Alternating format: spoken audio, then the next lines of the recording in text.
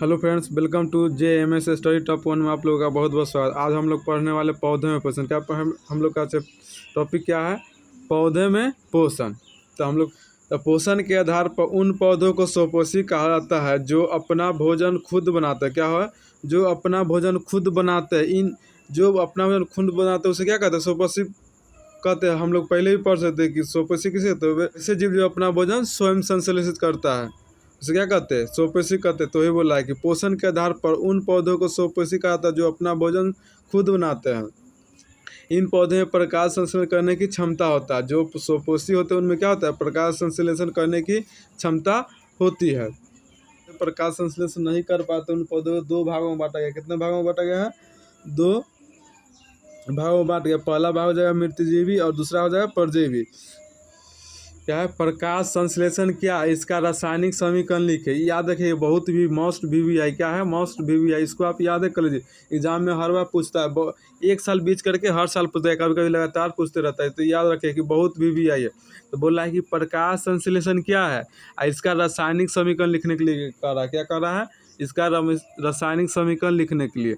चलिए देखते हैं प्रकाश संश्लेषण। प्रकाश संश्लेषण क्या होता है? पौधा जो अपना ना क्या करता है? भोजन, जैसे जो पौधा होता है भोजन कहाँ बनाता है? पत्तियों में। पत्तियों में भोजन बनाने से पहले पौधा क्या करता है? जड़ों से क्या करता है? जल लेता है, सूर्य के प्रकाश से ऊर्जा प्राप्त करता है और वायुमंडल से क्या करता है? कार्बन डाइऑक्साइड लेता है और क्लोरोफिल की उपस्थिति में पौधे अपना भोजन प्राप्त है। जो ये प्रक्रिया होता है उस मूलभूत प्रक्रिया को हम लोग क्या कहते हैं? प्रकाश संश्लेषण कहते हैं। क्या कहते हैं?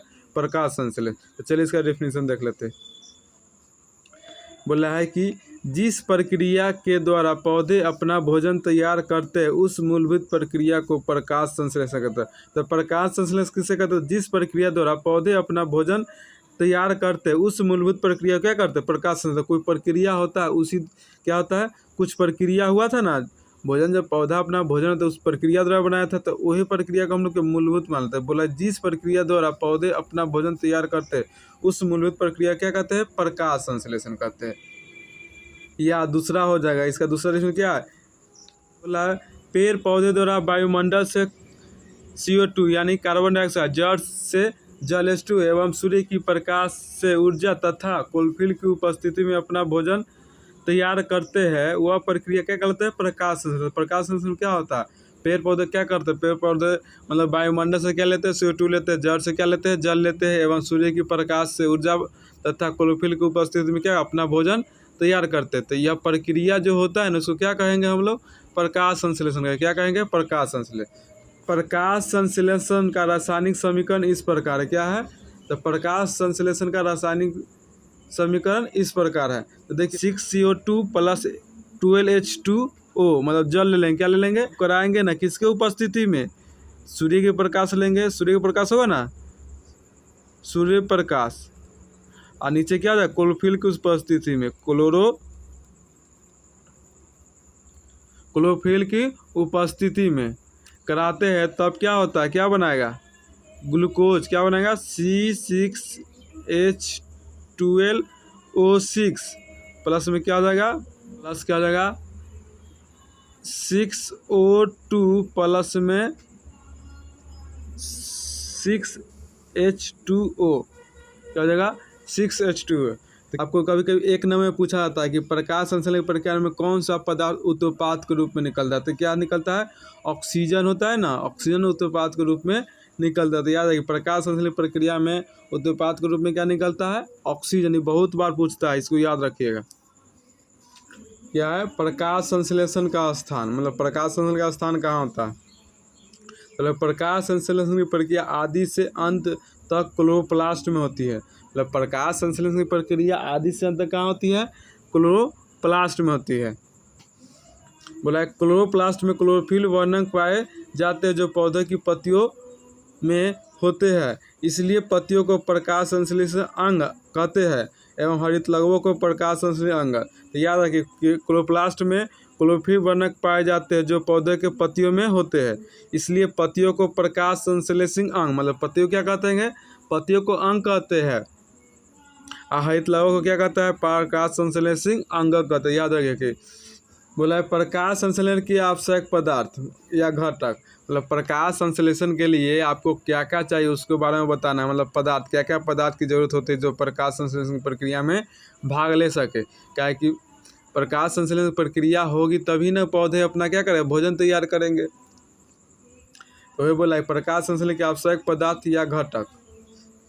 पदार्थ या घटक एक, तो चलिए देखते। तो प्रकाश संश्लेषण प्रक्रिया में कितने पदार्थ की आवश्यकता होती है, 4।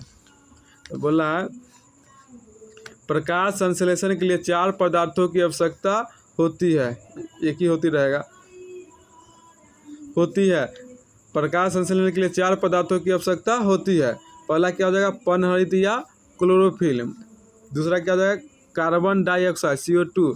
तीसरा जल H2O। और चौथा हो जाएगा सूर्य का प्रकाश। तो ये चारों चीज़ क्या होता है प्रकाश संश्लेषण के लिए अनिवार्य है। ये चारों में से कोई एगो नहीं रहेगा तो क्या हो जाएगा, प्रकाश संश्लेषण की प्रक्रिया नहीं हो पाएगी। क्या नहीं हो पाएगी, प्रकाश संश्लेषण प्रक्रिया नहीं हो पाएगी। प्रकाश संश्लेषण के लिए क्लोरोफिल क्यों आवश्यक है। हम जानते हैं कि प्रकाश संश्लेषण प्रक्रिया केवल हरे पौधे में होती है, पर वास्तव में प्रकाश संश्लेषण के लिए पौधे का रंग उतना महत्व नहीं रखता जितना कि उसमें उपस्थित क्लोरोफिल। प्रकाश संश्लेषण प्रक्रिया केवल क्लोरोफिल की उपस्थिति में होता है।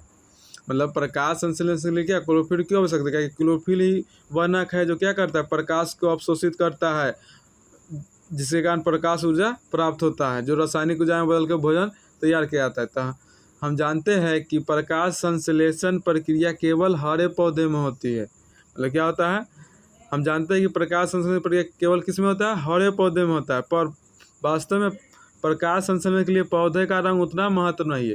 याद रखिए कि प्रकाश संश्लेषण के लिए पौधे का रंग उतना महत्व नहीं है जितना कि उसमें उपस्थित क्लोरोफिल। तो पौधे का रंग से नहीं, उसमें क्या रहना चाहिए, क्लोरोफिल रहना। क्या कि देखते हैं हम लोग समुद्री पौधे क्या होते हैं, लाल होते हैं ना, कुछ पौधे भूरे होते हैं, कुछ पौधे पीले होते हैं। वो सब भी क्या होता है, क्लोरोफिल की करती, उस समय तक उसका रंग क्या हरा नहीं होता, तभी क्या करता है, प्रकाश संश्लेषण की प्रक्रिया करता है। तो काहे प्रक्रिया संश्लेषण की प्रक्रिया करता है, क्योंकि उसमें क्या होता है, क्लोरोफिल वर्णक पाए जाते हैं, जिसके कारण वो प्रकाश संश्लेषण की प्रक्रिया करते हैं। याद रखिए प्रकाश संश्लेषण प्रक्रिया के लिए पौधे का रंग उतना महत्व नहीं रखता जितना कि उसमें उपस्थित क्लोरोफिल।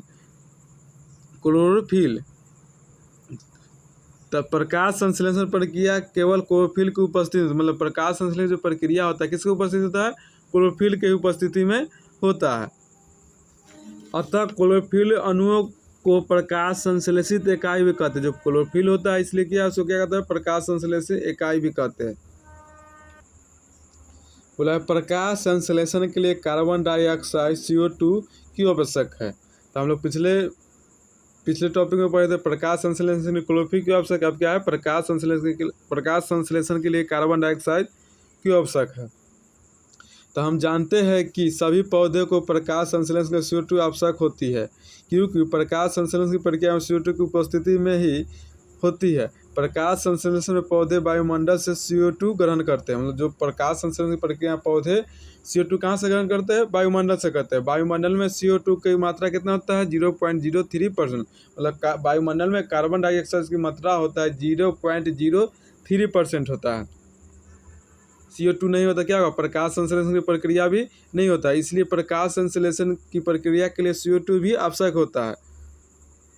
बिना CO2 के क्या होगा, प्रकाश संश्लेषण की प्रक्रिया नहीं हो पाएगी।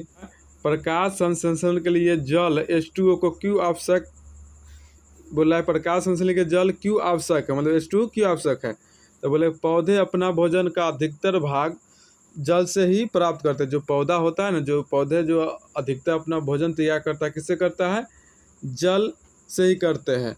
तथा जल के ही कारण क्या होता है, जल के ही कारण उनमें वृद्धि होती है। मतलब जल के कारण क्या होता है, पौधे में ग्रोथ होता है। इसलिए हम लोग क्या देखते हैं कि जब भी पौधा में होता है तो क्या पानी दिया जाता है, हर सुबह और शाम पानी देते हैं। सुबह का पानी तो ज़्यादा फायदा करता है, इसलिए सुबह में लोग पानी देते हैं कि पौधा में क्या हो, वृद्धि हो, पौधा तेजी से बढ़े और पौधा जीवित रहे। इसलिए पौधे का जो भोजन का जो अधिकतर भाग जल से ही प्राप्त होते हैं। पौधे का जो अधिकतर भोजन का भाग किससे प्राप्त होता है, जल से। तो पौधे अपना भोजन का अधिकतर भाग जल से ही प्राप्त करते हैं तथा जल के ही कारण उनमें वृद्धि होती है। प्रकाश संश्लेषण के लिए यह एक अनिवार्य घटक है। क्या है, प्रकाश संश्लेषण के लिए अनिवार्य घटक क्या है, जल है, अनिवार्य घटक है। यह इसलिए आवश्यक है कि प्रकाश संश्लेषण के लिए पौधों को नियमित रूप से जल उपलब्ध हो। मतलब इसके लिए क्यों आवश्यक है? क्योंकि प्रकाश संश्लेषण के लिए ना पौधे को क्या हो, नियमित जल उपलब्ध हो। पौधे अपनी जड़ों द्वारा भूमि से जल प्राप्त करते हैं। जो पौधे होते हैं ना, अब जल कहाँ से करते हैं? भूमि से जल प्राप्त करते हैं। जल में एक जाइलम होता है, पौधे में क्या होता है? जाइलम, जो क्या करता है, जड़ों से जल को लेकर पौधे के पूरे भाग में पहुँचाता है। और इसमें फ्लोएम होता है, जो पत्तियों में जो भोजन बनता है ना, भोजन को पहुँचाने का काम कौन करता है? आपका फ्लोएम करता है। जल का संभव कौन होता है? जाइलम होता है, जो हम लोग चैप्टर 3 में पढ़ने वाले जाइलम और फ्लोएम है, पढ़ेंगे आगे चल कर। तो जाइलम जड़ों से जो जल होता है ना, उसको अवशोषित कर पूरे भागों में पहुंचाता है या पत्तियों तक पहुंचाता है। अब फ्लोएम जो भोज्य पदार्थ, जो पौधा में भोजन बनता है, वो पूरे भोज्य पदार्थ क्या करता है? पौधे के विभिन्न भागों तक पहुंचा देता है। इसलिए हम बोला प्रकाश संश्लेषण के लिए सूर्य का प्रकाश क्यों आवश्यक है? मतलब प्रकाश संश्लेषण के लिए सूर्य का प्रकाश क्यों आवश्यक? चलिए इसके बारे में। तो बोला हरे पौधे में पाए जाने वाले हरित लवक में मौजूद क्लोरोफिल ही सूर्य प्रकाश को मौजूद ऊर्जा को ट्रैप या विपास कर सकता है। जो हरे पौधे में क्या होता है? हरित लवक या मौजूद हो, क्या होता है? हरित लवक में क्या होता है? जो हरे पौधे होते हैं, जो पौधे होते हैं ना, हरे पौधे होते हैं, उसमें क्या होता है? हरित लवक। हरित लवक में क्या उपस्थित होता है? क्लोरोफिल। तो क्लोरोफिल क्या करता है? सूर्य प्रकाश को क्या करता है? ट्रैप करता है। क्या करता है? लेता है, अवशोषित करता है या विपास करता है। तो वो है बोला कि हरे पौधे में पाए जाने वाले हरित लवकों में मौजूद क्लोरोफिल की सूर्य प्रकाश में मौजूद ऊर्जा को ट्रैप या विपास कर सकते हैं एवं उसे रासायनिक ऊर्जा में बदलकर संश्लेषित ग्लूकोज के अणुओं में इसका समावेश करते हैं। तो क्या करता है? विपास ही कर सकते हैं एवं उसे रासायनिक ऊर्जा में बदल, क्या कौन ऊर्जा में बदलता है?